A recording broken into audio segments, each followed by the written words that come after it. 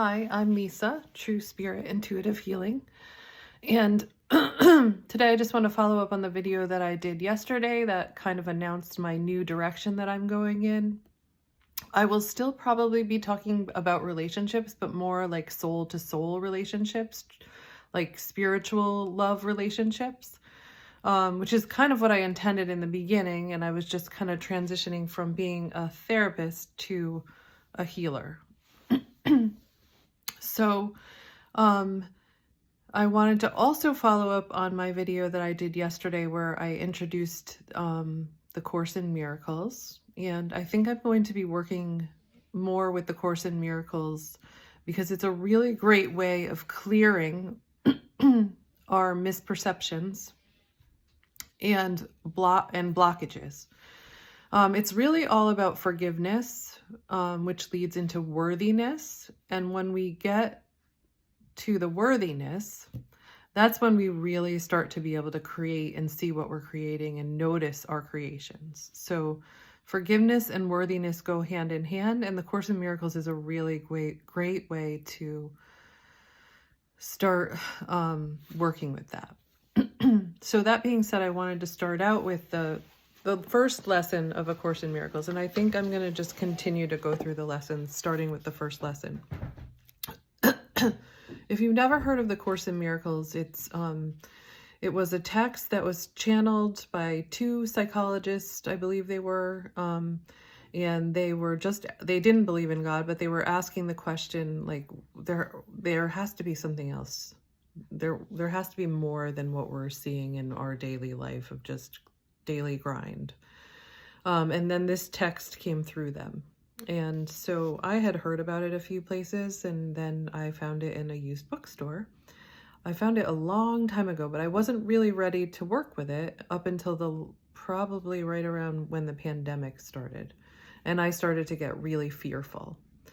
And that's when this book, I just found it as a great tool to let go of the fear and move into love. And so I'm hoping that it's helpful for you in that way too. So the first lesson in A Course in Miracles is, nothing I see in this room, on this street, from this window, in this place means anything.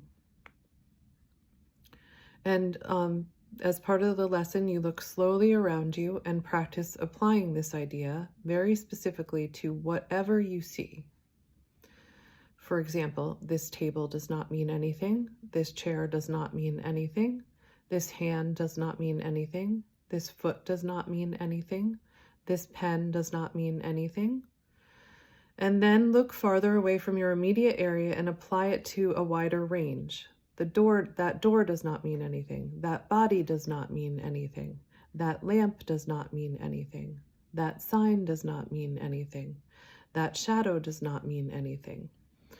And notice that these statements are not arranged in any order. I'm reading directly from the book. And make no allowance for differences in the kinds of things to which they are applied. That is the purpose of this exercise. The statement should merely be applied to anything you see. As you practice the idea for the day, use it totally indiscriminately. Do not attempt to apply it to everything you see, for these exercises should not become ritualistic. Only be sure that nothing you see is specifically excluded. One thing is like another as far as the application of the idea is concerned. Each of the first 3 lessons should not be done more than twice each day, preferably morning and evening, nor should they be attempted for more than a minute or so, unless that entails a sense of hurry. A comfortable sense of leisure is essential. Okay, so that's the first part of what I wanted to present today, and the idea of it is to really just do that and don't think about it, just do it. And through this book and through working with this book, you will start to uncover what's real and your true spirit, and start to align with love and creation. So that is the Course in Miracles. I'm sorry. But the other thing that I wanted to do with you today was this exercise about which will also help you align with yourself. So I lost my mirror, which I was looking. Oh, here it is. Okay. So this is a mirror exercise. So you'll need to get a mirror. But first you're going to write down all of the people that you look up to or admire. And then the qualities of those people that you admire. And so I'm just going to use for an example 2 of the people that I admire for this exercise to demonstrate.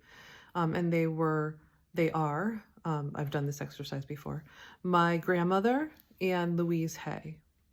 And so after I write down all of the people that I admire and look up to and aspire to be like, I will write down the qualities of those people that they have. And then I'm going to look in my mirror. See my mirror? I don't know if you can see it at the same time.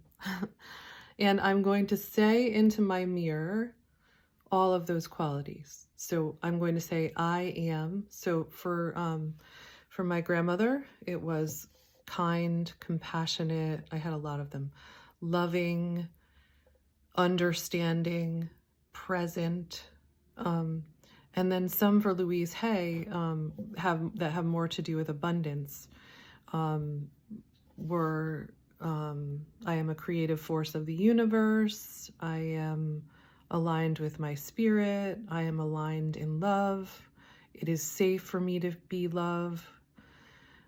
So those statements, which will mostly be I statements, but there can be some like, it is safe for me to be love.